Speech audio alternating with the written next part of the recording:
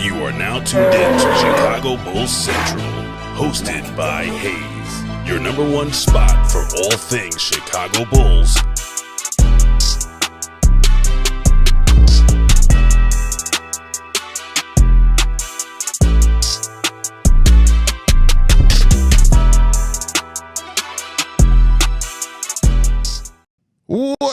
What's going on, Bulls fans? Welcome to another episode of Chicago Bulls Central, your number one spot for everything Chicago Bulls related. I'm the host there, Hayes, but more importantly, you guys can follow the channel at Bulls Central Pod on every social media platform we happen to be on. With that said, let's go ahead and get into this content today, y'all. And according to Fischer, the Chicago Bulls and Josh Giddy's relationship has become strained in regards to their contract negotiations going on right now with the Chicago Bulls. He goes on to say that out of all the restricted free agents, this is the situation that is coming off as the less amenable. And so, we'll see what happens with that, right? And overall, like, I do understand the contract negotiations can get a bit strenuous when it comes down to it.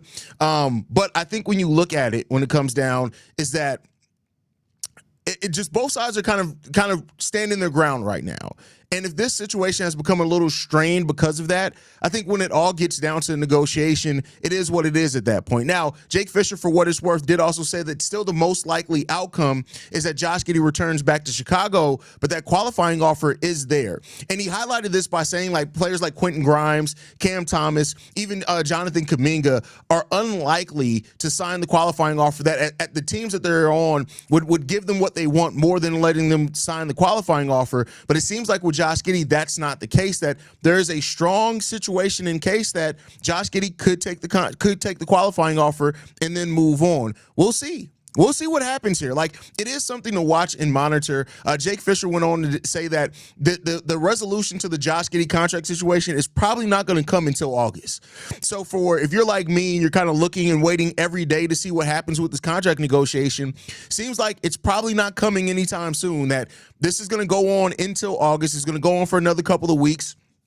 And at that point, we'll figure out what it's going to look like. But from the way things are looking right now, Josh Giddy and the Chicago Bulls are still quite a bit away on their contract talks. And it's not only getting to the point where they're away in negotiations, but the relationship is not good right now. And we'll see if that can be repaired. Me and Pat, the designer, were talking a little bit about this, and Pat pointed out that, the situation between Jalen Johnson and the Bears got a little stressful there as well. But he went out and performed. He got his contract. Things are good now. And hopefully you hope that that's going to be what happens here as well. But you can't deny the fact that it's a little worrisome that even if Josh Giddy does sign this next contract with the Bulls, what happens after that? And I think that's why it's going to be really important for the Bulls to get at least 4 years or 5 years out of this deal if they really do see Josh Giddy as part of their future. And the reason why being, if you lose Josh Giddy, if you have already put strain on this relationship and Josh Giddy signs a 3-year deal, and by the end of that 3-year deal, it's like, all right, bet I'm up. What are you going to do at that point? You don't have matching rights. You don't have any of that. And the thing that was kind of concerning about this that Jake Fischer did point out is that he did say, hey, this is getting like the Lauri Markkanen situation with the Bulls. Listen, again, we know that Fischer is not a Bulls insider, but I will say this. That is one of the most concerning things about all this to me, is that if it is anything like how bad Lauri is, and I don't know how many Bulls fans are still around from there, but you will know that Lauri Markkanen situation was tough by the end of it. Lauri did not want to come back to the Chicago Bulls. Now, the flip side of that is Jim Boylen also ruined that relationship even before you got into free agency. And then you had A.K. Eversley coming in, and it just was all kind of shit, right? Josh Giddy, for what it's worth, seems to have a good relationship with Billy Donovan. We do know that he did have a sit-down meeting with Billy Donovan during Summer League, so maybe that points to that relationship being at least decent as well. But right now, the way that they've handled this, and I know there are some Bulls fans that are hugely a fan of the Bulls handling the Josh Giddy situation like this, thinking that, oh my God, we play hardball, he's not worth $20 million, all this type of stuff. But if Josh Giddy comes and balls out, and here's the thing, if those fans are right and Josh Giddy's not going to end up being good, cool, you're right. But you better hope damn well you're right. Because if Josh Giddy ends up balling out for this team and ends up being that point guard that looks like he can average 16, 8, and 8, That's difficult to replace. And at that point in time, then you're looking at it and saying, all right, what did you accomplish out of playing hardball? We'll see. This is getting bad, though, and it's not looking like a situation where it's going to be as simple as, boom, we come to terms, everything is good. And we shall see what it comes down to that. Now, the more interesting part that J.K. Fischer also talked about was Nikola Vucevic. He talked a little bit about Ayo Dosunmu, but it was nothing we haven't heard in regards to, like, there have been calls made on Ayo. Ayo seems like he's going to stay in Chicago, so nothing really deep to get into with that. But one of the key things towards the end of the stream that J.K. Fischer was talked about is that at this point, a buyout is more likely for Nikola Vucevic than signing a new contract with the Chicago Bulls. Now, that is interesting. Because from where I stand, I don't see the Bulls as being a team that would buy out a contract as large as Nikola Vucevic's. Unless you feel very confident in Zach Collins and Jalen Smith being your centers going forward, I don't necessarily see the Bulls buying out Vooch. That's just my personal opinion. Not reporting on that. That's just my personal opinion. They just do not seem like a front office that would do something like that. Not while Javon Carter's still on your roster, right? So I take that as meaning it's probably more likely than Vooch's contract is just going to expire at the end of the year, and that's going to be what it's going to be. But it seems like a Vooch trade market, according to Jake Fischer, just is not there. It has not materialized. It was not there at the trade deadline. This whole thing that AK tried to put out there and say, oh, we did some groundwork on an offseason move was bullshit, because apparently there was no groundwork done unless the groundwork, it was digging a hole to hell. But as I've said before, you guys know I'm a guy that I look at Nikola Vucevic and I say Vooch has done basically exactly what you wanted him to be when he came when you signed him to be here. He's that guy. That's exactly who he's been. It's no surprise there. There should be no shock there. No, he's not a defender. He's never been a defender, but he's still a productive center that can go out there and pass them for you. And for what it's worth, people forget Vooch was our best player through the first 3 months of the season. The best player, better than Zach, better than Kobe, better than Josh. He was the best player on the Chicago Bulls for about the first 3 months of the season. He dipped down a little bit there in February and then came right back, right? So, this Vooch thing is interesting to watch, but I think when it comes down to it is that it just means this. Vooch is probably going to be here. He's going to be here to the end of the season. There's no trade market for Nikola Vucevic, and that's because teams are probably looking at it and saying, he's going to be a free agent at the end of the year. Why are we going to trade assets and give him? Now, that could always shift. As you get closer to the trade deadline and teams see things that they need. Let's say, for example, and I'm just throwing this team out here, it is what it is. Take it for a grain of salt. If the Indiana Pacers would Ben Mathurin, Nesmith, Nembhard, and they end up excelling and still staying top 5, top 6 in the Eastern Conference, and they look at it and say, hey, we're about to go on another playoff run. Let's get a center in here. It's a possibility, and I just use them as just something to say. I don't know if they're going to do that. It was just the first team that came to mind, right? So just because there's not a trade market now doesn't mean one's not going to materialize out of need and necessity because of injuries or something like that. But other than that, it seems like Vooch is just going to be here. Vooch is going to be here, and there should be nothing wrong with that. Bulls fans that act like Vooch is hugely hurting this team got to stop smoking dick, because he's not. Like, yeah, defensively, yes. But we're a bad defensive team regardless, right? Like, but it's not the Bulls' problems don't start and end with Nikola Vucevic is basically what I mean by that. We got way bigger structural problems than Nikola Vucevic as it stands right now. That's just my personal opinion. So, I know a lot of Bulls fans want Vooch gone, and I understand that. I'm not saying you're wrong for that. He's not the center that is for this style of play that is going to maximize this style of play. He's just not that. But at the same time, for a player that does not necessarily thrive in a fast-paced offense, to average 18 and 11 in that offense and to be the Bulls' best player for about half the season, I think he did about as best as you could. So, you take that for what you will. Vaughn in the building says, having Giddey mad at the Bulls and just buying out Vooch would be the worst use of assets that AK has made yet. That would be absolutely crazy. That would be crazy. Steve-O, literally our most consistent Bull. Absolutely. I guess P. Will's consistent too in the fact that he gets you 9 points regardless of his role, but I know what you mean. That was just me being silly. Vooch still has value. A buyout would be foolish. Well, he has value to this team. Yes. But you're talking about trade market value. Seems like not, but It is what it is.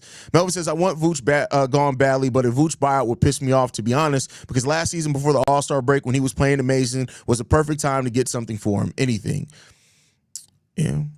He's reliable, but that's a perfectly, I think, level-headed kind of reaction to Nikola Vucevic. He's very reliable, but he's expendable for what you're trying to build to this team, for sure. Would you say that Giddey's situation is more on the Bulls or Giddey? It seems like it's more on the Bulls. I mean, here's the thing. In fairness, both sides have gone to the table with what they want. I don't know if you can put that more on anybody because either team could acquiesce and try to negotiate, but, it is what it is. Addition by subtracting Vooch. See, no, that's stupid. I'm sorry, Rich. Like, I love you. And I'm not saying you are, but that's stupid. Vooch is not addition by subtraction. There's nothing that you gain from Vooch not being on your team with what we have now. Now, if you have a different center that's more prepared, that's more mobile and things like that, great. But if you just take Vooch off this team and leave everything the same, the Bulls are not a better basketball team. P. Will's P. Will. I mean, at that point, there's people playing ahead of him. I think you hold Vooch till the deadline to see if someone wants him for a playoff push. Besides, it's not like you have a young center of the future who's behind him. Exactly my thoughts. Exactly my thoughts there, Ian. Spot on there. The front office has me stressing more than my BM. First of all, if the front office is stressing you more than your BM, first, why is your BM stressing you? I don't understand being stressed about people you're not with. That's just always been me. Can't nobody I'm not with no more stress me out. A more defensive anchor does change what you can do on the defense instead of only doing what he is able to do. Oh, facts. But you don't have that yet. When I say that Vooch isn't hurting anything, it's because you don't have somebody that can do that yet. If we had, for example, Derek Lively and he was on our bench and we were saying, hey, we're not really getting anything out of Lively because we're not playing him, move Vooch so you can get more minutes for Lively. I'm all for that. But because you don't have that on your bench yet, moving Nikola Vucevic, buying him out doesn't do anything for you, at least not in my opinion. And hey, maybe I'm wrong on that.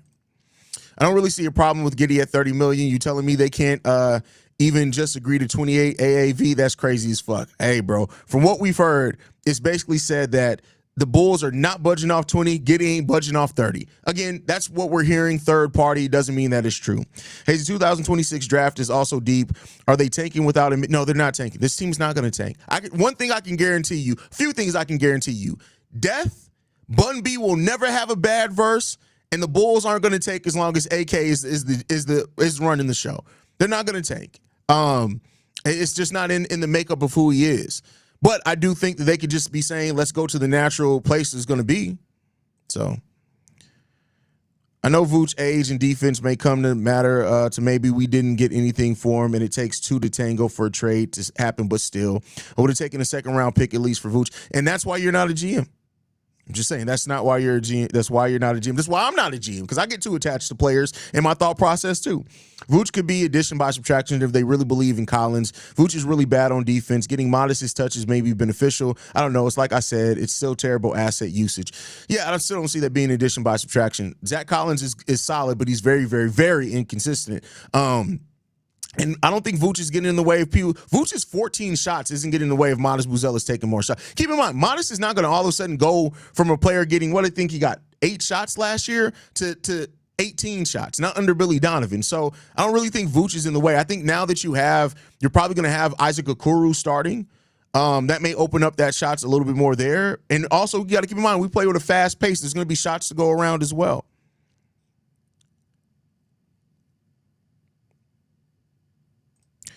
Not stupid. Pat has been a waste of space for some time. I didn't dispute space. Vooch is a defensive negative, doesn't fit the offensive style play. You could argue that they are assets, but nobody wants them, so exiting either both. No, that's not. And you can't say Vooch didn't fit. You can't average 18 and 11 and be the Bulls' best and most consistent players. Like, it's not a seamless fit, but he was able to be perfectly fine. And Vooch did not hurt our offensive style of play. And guess what? I hate to tell you this. There's nobody on the roster center-wise that's much better defensively than Nikola Vucevic. Even Zach Collins, who's slightly better, is not much better defensively. Go and look at his on-ball numbers. They're pretty damn bad.